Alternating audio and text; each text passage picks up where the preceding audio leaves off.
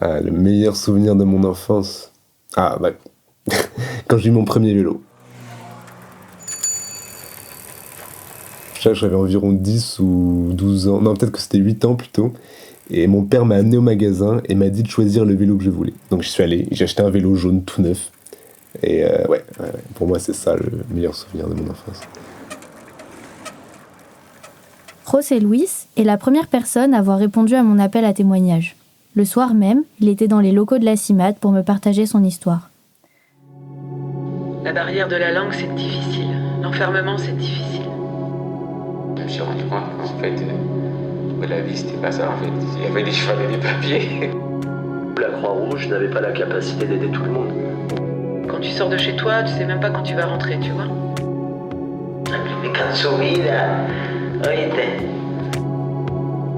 T'es 5 policiers pour moi toute seule.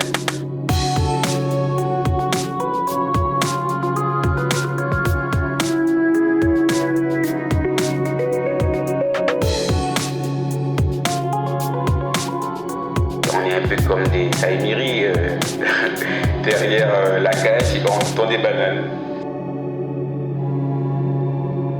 Horizon Migration, un podcast de Camille Doms. Je suis né à Saint-Domingue, en République dominicaine. Ma mère était femme au foyer, elle travaillait comme femme de ménage. Elle allait chez les gens pour faire le ménage, quoi. Et mon père était un petit entrepreneur. Il a d'abord travaillé dans une entreprise, puis il a perdu son emploi et a décidé de faire des petits boulots. Je dirais que mon enfance a été plutôt bonne. Je vivais parfois avec ma mère, puis avec mon père. Je n'ai pas grandi dans un mariage comme d'autres personnes, mais je remercie Dieu pour mes racines et pour ma famille. Et c'est la chose la plus importante. Il y a des gens qui n'ont pas de famille. Moi, j'en ai une, même si elle est loin et que je ne l'ai pas vue depuis longtemps. Mais quand même, je sais que j'ai une famille et je remercie Dieu pour ça. Mon enfance a été bonne, malgré tout. Je dirais même qu'elle a été belle. Je voulais être architecte. J'ai rêvé de ça quand j'étais enfant. Mais parfois, la vie nous donne pas ce qu'on veut. À Santo Domingo, les maisons sont plus modernes. Je dirais pas plus belles qu'ici, car il y a différents goûts pour tous. Mais je dirais qu'elles sont plus modernes. Ici, les maisons sont plus traditionnelles, tu vois. José Luis a ainsi grandi en République dominicaine. Il y construit sa vie et plus tard il fonde une famille. Un jour, un drame touche un de ses proches. Il n'a pas souhaité l'évoquer ici par peur d'être reconnu et de se mettre en danger. À partir de ce jour, il ne peut plus rester dans ce pays sans risquer sa vie. Il décide de partir. Ainsi, si le reste de son témoignage laisse entendre qu'il est venu en France pour des raisons économiques, c'est d'abord parce que sa vie était menacée qu'il a dû fuir. La première fois que j'ai essayé de passer en France, c'était traumatisant. Je me souviens, je me suis réuni avec un groupe de personnes qui voulaient aussi entrer. Et on avait essayé de payer un taxi. C'était une personne qu'on a trouvée sur la route. Et je pense qu'on a été vendu par le chauffeur parce que la police nous a surpris à 2 km de la frontière. Et on a été emprisonnés 2 jours. Et on a bu uniquement de l'eau, enfin vraiment une baguette et une toute petite bouteille d'eau. Et c'était aussi une oppression constante, la pression psychologique, je veux dire. C'était peut-être le travail de la police, mais il n'est pas facile pour une personne qui aspire à un avenir meilleur de faire face à cette réalité. Et c'était quelque chose de traumatisant, tu vois. C'était très très difficile. Et la deuxième fois, c'était pire, parce que c'était l'expérience de ma vie, tu vois. Tout le monde a un bon souvenir de son enfance, mais on a aussi tous des expériences traumatisantes dans notre vie, quoi. Et cette expérience m'a marqué à vie. J'ai trouvé le bateau ici, là où tout le monde se retrouve, à la frontière de l'Oyapock. J'étais au Brésil, après avoir été arrêté par la police dans la voiture, et avec les mêmes personnes avec qui j'étais en prison. Et nous nous sommes mis d'accord pour chercher un bateau, parce que finalement l'objectif de tout le monde était d'arriver ici, tu sais, pour demander l'asile politique. Et on était déjà informés de la procédure, tout ça. Et la traversée a duré 1 jour et 1 nuit, et la pire nuit de ma vie. Parce que je voyais tout le monde désespéré. Et je pense que nous avons eu de la chance, parce que beaucoup de gens perdent la vie en faisant la traversée. C'est le cas d'une femme que j'ai rencontrée ici. Sur le bateau, c'était la seule survivante. Ils sont tous noyés. Elle a passé presque 3 mois à l'hôpital et elle a été sauvée parce qu'elle portait un gilet de sauvetage. Et le canoë s'est brisé avec les vagues.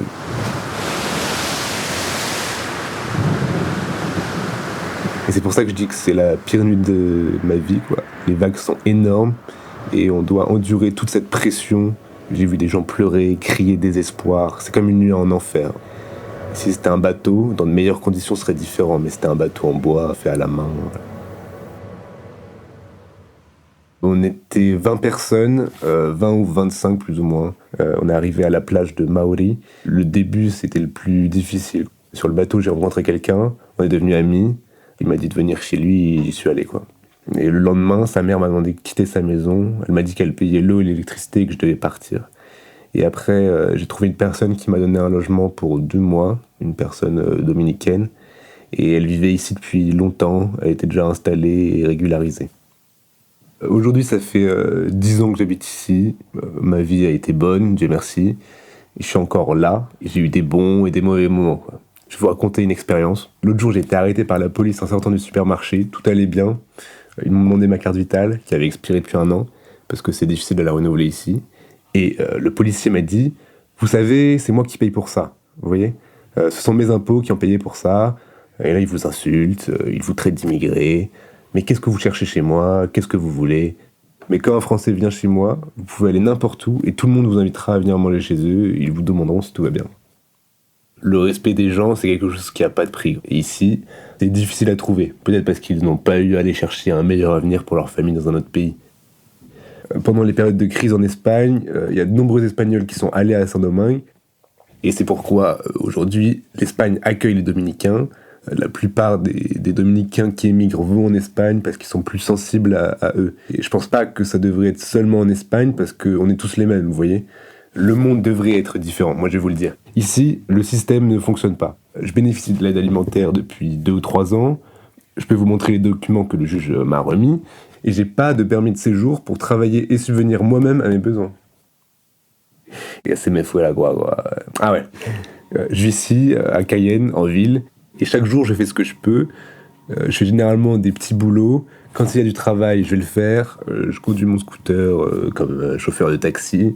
Je vends des chaussures de tennis, tu vois. Ton métier, c'est un peu résoudre les problèmes des gens. Ouais, je dirais résoudre les problèmes des gens, voilà. Je dis que c'est de ça que je vis maintenant, quoi. Mais je suis sérigraphe, en fait. Et j'espère un jour créer un centre de sérigraphie ici, à Cayenne, pour travailler et aussi donner des cours aux jeunes et aux étrangers qui viennent ici ou qui sont dans le besoin, voilà. Pour les aider aussi. Mais donc ça, c'est si Dieu le permet, si un jour l'État français m'en donne l'opportunité. Tu dirais que ta situation financière, elle est meilleure qu'en République dominicaine? Et bien sûr, mais 1000 fois. Enfin, je vous le dis, dans un certain sens, c'est mieux payé parce qu'en République dominicaine, le salaire minimum, il est de 14 ou 15 000 pesos, mais vous devez travailler de 7h du matin à 7h du soir, et à la fin, 15 000 pesos ne vous donne mais rien du tout, parce que vous devez payer 8 000 pour la maison, la nourriture, l'essence, et c'est tout. Et c'est là que sont allés les 15 000 pesos. Alors, vivre avec ce mode de vie, c'est difficile. Travailler pendant 1 an pour pouvoir économiser et acheter ma maison, c'est très difficile, vous voyez. Et c'est pourquoi la plupart des gens émigrent. Et c'est pour ça que vous voyez des gens qui émigrent, il y a peu d'opportunités, mais les politiciens veulent tout l'argent, vous voyez. Et le peu d'argent qui reste, vous devez le donner aux flics dans la rue pour qu'ils ne vous emmènent pas en prison ou pour qu'ils n'inventent pas des crimes pour vous. Et donc vous vivez ce style de vie pour rien, pour voir votre famille souffrir jour après jour, et quand vous n'avez pas assez d'argent pour amener du pain à la maison pour vos enfants, ou quand vous voyez que votre mère a besoin d'un médicament qui coûte 5 000 pesos et que vous n'avez pas l'argent pour l'acheter, bah c'est difficile. C'est pourquoi la plupart des gens émigrent, ils viennent chercher un autre avenir. Et dans cette bataille, beaucoup perdent leur vie en essayant de trouver un rêve, un avenir pour eux-mêmes et un avenir meilleur pour leur famille. Nous n'avons pas les chiffres exacts du nombre de personnes qui ont trouvé la mort lors d'une traversée dans les Caraïbes. Ces drames sont pourtant réguliers et les victimes sont nombreuses. Ce coût humain est une conséquence directe des politiques de fermeture des frontières. Pour trouver une vie meilleure, il faut, comme le dit Oscar, que l'État français en donne l'opportunité aux nouveaux arrivants. Pour cela, il faut notamment accorder des papiers. En effet, sans papiers donnant le droit de présence sur le territoire, on ne peut pas prétendre à un contrat de travail, un logement, ou encore à la sérénité de sortir dans la rue sans se faire arrêter.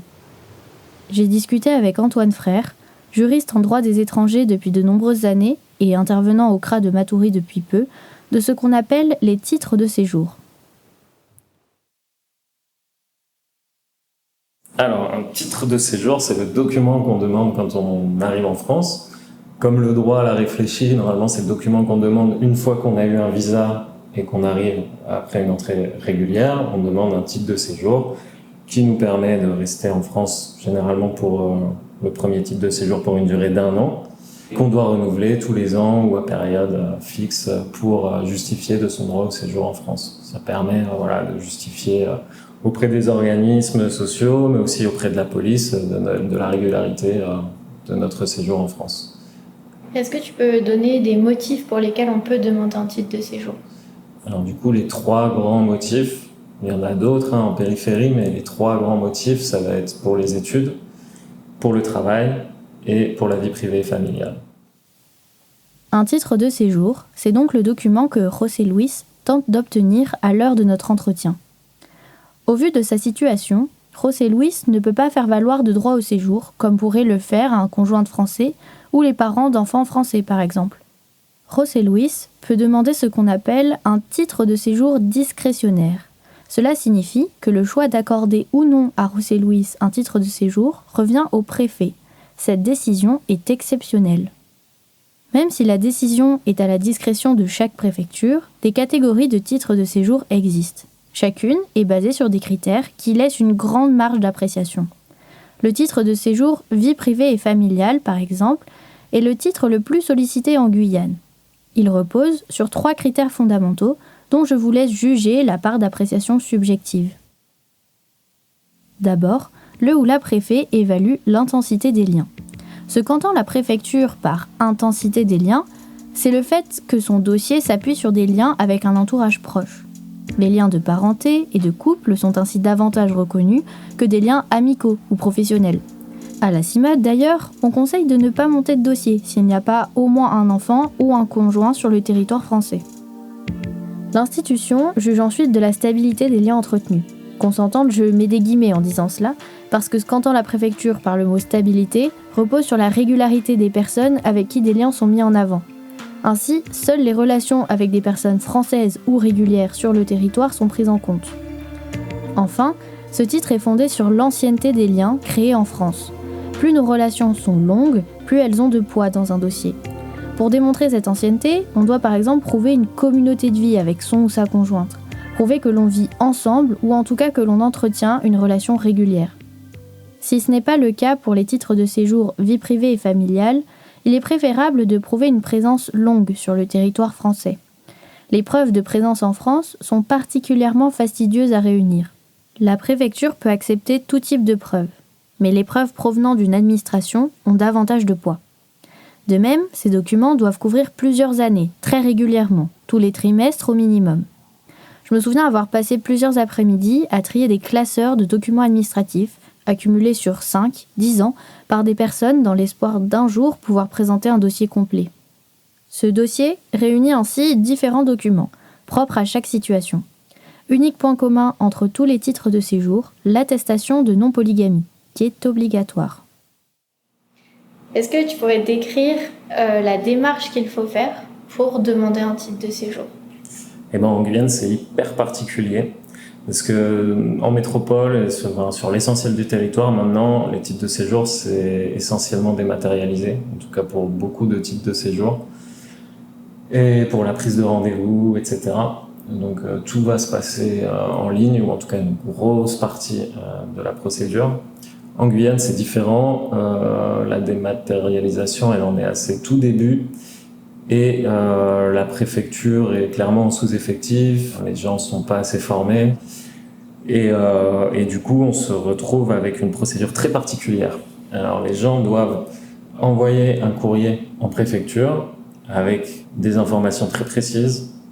Bon, ça va être nom, prénom, etc., mais aussi des documents. Il faut que ce soit les bons documents qui soient bien traduits. Suite à ce courrier, la préfecture est censée donner un rendez-vous sous les 4 mois, ce qui n'arrive pas. Donc, au bout de 4 mois, les personnes peuvent saisir un avocat afin de saisir le tribunal pour faire ce qu'on appelle un référé mesure utile. Et dans sa requête, l'avocat va demander à la préfecture de donner un rendez-vous à la personne. Ça, c'est au bout de 4 mois. Après, le référé mesure utile, il est audiencé en 1 mois à peu près. 5 mois minimum pour avoir un rendez-vous en préfecture, sachant qu'il peut être donné 2 ou 3 mois après ce rendez-vous. Donc là, on est déjà sur du 8 mois, juste pour avoir le droit d'aller en préfecture déposer son dossier. Et sachant que les gens ils vont faire ça, donc s'ils sont bien accrochés déjà, parce que c'est pas forcément évident à faire, et une fois qu'ils sont au guichet de la préfecture, ce qui arrive très souvent, c'est qu'ils se prennent des refus de guichet, genre il leur manque un document ou la personne au guichet de mauvais poil ce jour-là et décide de ne pas prendre leur dossier. Et ils retournent à la case départ. Il faut recommencer. J'ai demandé un rendez-vous et ils m'ont envoyé le document prouvant qu'ils ont reçu ma demande, mais ils ne m'ont pas donné de réponse. Et j'ai même envoyé des copies de mon passeport et de mon reçu à un pasteur d'une église pour qu'il prie pour moi. Et on me donne pas de rendez-vous. Dernièrement, les rendez-vous étaient vendus par des profiteurs, ça coûte 200 € pour avoir un rendez-vous avec la préfecture. Ça, c'est des choses qu'on peut pas dire, parce que imaginez, l'État est une société parfaite et c'est nous les envahisseurs. Ce qu'évoquent Rose et Louis, je n'y ai pas été confrontée à la CIMAD. Je ne peux donc affirmer l'existence de ces rendez-vous au marché noir. Ce récit témoigne néanmoins du désespoir de déposer sa demande de titre de séjour à la préfecture de Cayenne. José Luis est prêt à prendre le risque de tomber dans une arnaque. Cependant, même lorsque l'on est reçu par la préfecture, les délais de réponse de cette dernière ne sont pas garantis. En Guyane, on observe des chiffres assez similaires à la métropole. Ça va de 4 mois, quand la procédure est très rapide, à plusieurs années, dans la plupart des cas. Mais du coup, pendant ce délai d'attente, comment est-ce qu'on fait en cas de contrôle de police ? Alors normalement, toute demande de titre de séjour déposée donne lieu à la remise d'un récépissé. Et sur ce récépissé, on a un droit au séjour, et quand on a de la chance, on a aussi un droit au travail. Bon, ce qui est particulièrement difficile avec cette préfecture, c'est que le renouvellement des récépissés, il n'est pas évident. Et les récépissés, généralement, ils durent 3 mois. Ça veut dire que tous les 3 mois, on doit retourner à la préfecture pour renouveler son récépissé, faire la queue devant la préfecture, qui n'a pas de dispositif très encadré pour ce renouvellement, qui se fait un petit peu à l'arrache. Du coup, il y a plein de gens qui, au cours de l'instruction de leur titre de séjour, perdent leur récépissé ou n'arrivent pas à le renouveler et se retrouvent du coup en situation irrégulière et risquent l'expulsion, quoi. Et concrètement, avoir une OQTF, ça veut dire quoi ? Avoir une OQTF, c'est être sous le coup d'une mesure qui peut faire qu'on peut être enfermé au CRA à n'importe quel moment, simplement sur cette mesure-là, et qu'on est à risque d'être expulsé. On a un délai pour être expulsé ou pas ? Alors, les OQTF, ça dépend où on se la voit remettre. Si on se la voit remettre suite à un contrôle dans la rue ou suite à une infraction, elles sont généralement données sans délai. Donc on doit partir immédiatement. Et c'est pour ça qu'on nous place au CRA pour organiser notre départ vers notre pays d'origine. Par contre, quand on nous la donne suite à un refus de titre de séjour, on a un délai de 30 jours pour partir, pour retourner dans son pays. Si on ne s'exécute pas, après on est en situation irrégulière, en plus avec une OQTF non exécutée. Et là, on est à risque à tout moment, quoi. Si l'on reçoit une OQTF ou une IRTF, on peut la contester. On peut demander à ce que notre cas soit à nouveau analysé si l'on considère qu'il a été mal jugé. Pour cela, on dépose en général un recours en excès de pouvoir auprès du tribunal administratif. Pour faire cette démarche, il est préférable d'être accompagné d'un avocat. Souvent, les personnes irrégulières n'ont pas les moyens de couvrir les frais d'avocat et doivent demander ce qu'on appelle une aide juridictionnelle. L'aide juridictionnelle, ou l'AJ, c'est une aide de l'État pour que les personnes qui n'ont pas les moyens aient accès à un avocat. Elle prend en charge totalement ou partiellement les frais d'avocat en fonction du revenu de la personne qui en fait la demande. Dans le cas d'un recours contre une OQTF ou une IRTF, la personne a 2 mois pour déposer une demande d'AJ. Elle peut remplir le formulaire de demande seule, mais risque de rencontrer son avocat ou son avocate le jour du procès. Elle peut aussi chercher un avocat qui accepte de la prendre en demande d'AJ. Ce dernier pourra l'aider à remplir le formulaire lors d'un premier rendez-vous qui lui coûtera une centaine d'euros. Une fois la demande déposée, le délai de 2 mois est suspendu le temps qu'un ou une avocate soit désigné. Lorsqu'on reçoit le nom de son avocat, on a à nouveau 2 mois pour faire son recours. Il faut donc le contacter au plus vite. Ce qu'il faut garder à l'esprit, c'est que faire un recours ne protège pas de l'arrestation. Durant cette période, la personne n'est pas en situation régulière. Elle peut à tout moment être arrêtée et expulsée. Il arrive que certains choisissent de ne pas faire de recours. En effet, une OQTF est applicable 12 mois. Si elle existera toujours juridiquement, elle produit des effets pour une durée limitée dans le temps. Or, il est fréquent qu'entre la demande d'aide juridictionnelle et le recours, la personne soit auditionnée alors que son OQTF ne produit plus d'effet.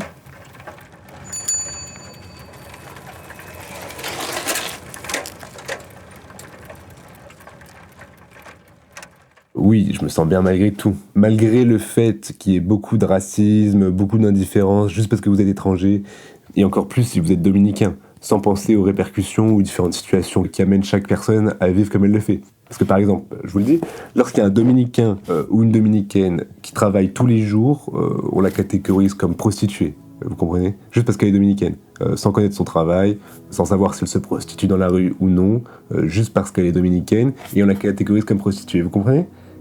Et il y a des femmes qui le font, mais vous ne pouvez pas dire cela de toutes parce que vous ne savez pas comment elles se nourrissent. D'après mon expérience, pour payer une maison, afin de ne pas dormir dans la rue comme beaucoup d'Arabes, de Syriens, de Cubains, il y a des gens qui décident de se sacrifier pour ne pas être comme ça. Ils sacrifient leur dignité, leur vie, pour ne pas se voir comme ça, dormant dans la rue, sous la pluie, vous voyez. Et pour pouvoir manger tous les jours et envoyer de l'argent à leur foyer, qui, comme on le sait, dépendent de nous, enfin de chaque personne qui est ici, bah c'est une bataille. Et c'est comme le dit la chanson, celui qui ne le vit pas, bah, ne le comprend pas. Tu te sens plus en sécurité ici ? Ici, oui. Malgré tout, il y a moins de violence. Et je sais que c'est difficile pour quelqu'un de venir ici avec une arme à feu comme ça peut arriver là-bas. C'est plus paisible ici. Il y a plus de nature. Moi, je me sens bien. Je me sens vraiment bien ici. C'est déjà ma maison. Même si je peux pas parce que je suis ici depuis 10 ans, vous voyez. Mais j'ai rien ailleurs, en fait. Si je rentrais là-bas dans mon pays, qui est mon pays, hein, je vais me sentir mal à l'aise. Bizarre, parce que je suis déjà habitué ici. Ce n'est pas 2 jours ou 2 mois de vacances, c'est vraiment 10 ans que je suis ici. Et même si j'ai pas eu d'opportunité, je sens que j'ai fait ma vie ici. J'ai tout, et je me vois pas vivre ailleurs. Enfin, même en France, vous voyez, je vous le dis, mes enfants plus âgés, ils sont partis vivre en France. Mais si je m'y rends, ce sera pour rendre visite à mes enfants. Mais moi, j'aime pas le froid, quoi. J'aime le soleil, j'aime la nature, j'aime faire du vélo. Ici, je peux sortir en chemise, enlever ma veste, faire du vélo. Là-bas, je pourrais pas faire ça. Même en été, on meurt de froid s'il est 8h du soir dans la rue. Donc j'irai en France pour mes enfants et pour reprendre des photos, parce que j'adore la photographie. Je reviendrai ici, parce que je me sens à l'aise, je me sens chez moi. C'est ça que je veux dire. T'as régulièrement des contacts avec ta famille ? Bien sûr, bien sûr. Je dois voir ma famille, en fait. Je pense même tous les 6 ici, parce que je veux voir ma famille, j'en ai besoin. C'est une nécessité, vous savez. Comme quand vous mangez quelque chose mais que vous avez encore faim. J'ai vraiment besoin de ça en ce moment, de voir ma famille. Tu les as pas vus depuis combien de temps ? 10 ans. Donc bien sûr que je dois partir. Et si j'en ai l'occasion et qu'ils me donnent la possibilité de régulariser mon statut et d'obtenir mes papiers, j'irai et je reviendrai ici. Sinon je partirai parce que je ne peux pas sacrifier une année de plus de ma vie sans voir ma famille. Je sais comment fonctionne le système, l'injustice, et je pense pas que cela en vaille la peine. Et donc je partirai avec beaucoup de douleur, hein, mais je dois décider, soit je passe 10 ans de plus à attendre les papiers pour pouvoir partir et revenir, soit je les passe sans voir ma famille, vous comprenez ? Et j'ai déjà pris ma décision. C'est la dernière fois que j'essaie de régulariser mon statut, et sinon je pars. Parce que la majorité d'entre nous, il y a beaucoup de gens qui viennent et qui se comportent pas bien, comme il y a aussi des Français qui le font, parce que rien n'est parfait dans la vie. Mais il y a beaucoup d'entre nous qui veulent une opportunité de pouvoir travailler, pour pouvoir démontrer que nous pouvons faire quelque chose, que nous sommes utiles pour quelque chose, que nous sommes bons, que nous avons beaucoup de choses à offrir. Tu peux me parler de tes enfants ? Mes enfants, c'est mon plus grand trésor. Mes enfants les plus âgés, ils vivent à Saint-Domingue, ils sont 4. Et j'ai aussi les 2 fils de mon sang et la petite fille de ma femme qui vivent ici en Guyane. Elle n'a pas mon sang, mais je suis son père. Et ceux de Saint-Domingue, ils sont 4, 2 sont adultes et indépendants. Ma fille vit seule, elle travaille, et l'autre vit avec sa mère, et il travaille aussi, donc c'est un homme. Et les 2 autres vivent avec mon père, donc c'est un peu les pieds de mon père, parce que mon père ne voit pas, il est aveugle, il a perdu la vue il y a longtemps. Et ici, il n'en reste qu'un, parce que l'autre est parti en France. La mère est partie vivre en France et l'a emmené avec elle, et il me reste plus que le petit ici. Et donc je vois pas ceux qui sont à Saint-Domingue, ni ceux qui sont en France, aucun d'entre eux. Mais je leur parle tous les jours, avec chacun d'entre eux, un peu le matin, un peu l'après-midi et un peu le soir. Est-ce que tes enfants ont des papiers ? Non. Mes enfants, ils sont nés ici, mais ils n'ont pas la nationalité française. Ils sont nés donc en France, mais de parents immigrés, donc, parce que leur mère n'est pas française. Est-ce que tu as quelque chose à ajouter ? Je voulais vous remercier pour l'interview. J'espère qu'elle sera utile, même si c'est pas pour moi, parce que je sais pas s'ils me donneront l'opportunité, mais pour quelqu'un d'autre. Peut-être que les choses changeront, ils seront meilleurs. La société française et guyanaise nous discrimine, même s'ils viennent de l'esclavage. Ce sont les personnes les plus racistes que j'ai rencontrées. Et en plus de ça, les entités qui sont là pour nous aider ne font rien d'autre que de chercher leurs propres bénéfices, sans penser aux personnes qui attendent de l'aide. Par exemple, on a une association pour les Dominicains ici, mais à quoi ça sert ? Parce que pour suivre un cours, on doit payer. Pour suivre un cours de français dans la même association de Dominicains, on doit payer. Même pour avoir une photocopie, on doit payer. Il n'y a aucune aide pour nous et c'est que de la politique politicienne. Ici, on est tout seul, quoi. Donc j'espère qu'on sera de meilleures personnes, pas seulement nous, mais nous tous, pas seulement dans les moments où on en a besoin, mais penser qu'à un moment donné, on peut tous être dans la même situation, ne pas juger les gens, nous mettre à leur place, et peut-être ressentir aussi le besoin de cette personne, enfin sa souffrance, et tout ça. Donc merci pour tout. Et que Dieu bénisse la France et la Guyane. Moi, j'ai rien à dire. C'est pas à moi de juger, même si j'étais très maltraité ici. Et donc, je demande toujours une opportunité et j'abandonnerai pas, quoi. Je voudrais remercier José Luis pour son témoignage et Jude Roger Ruillant de l'avoir interprété. La traduction de celui-ci a été réalisée par Liliana Castaneda. Je remercie également l'équipe de la CIMAD pour ses explications et relectures.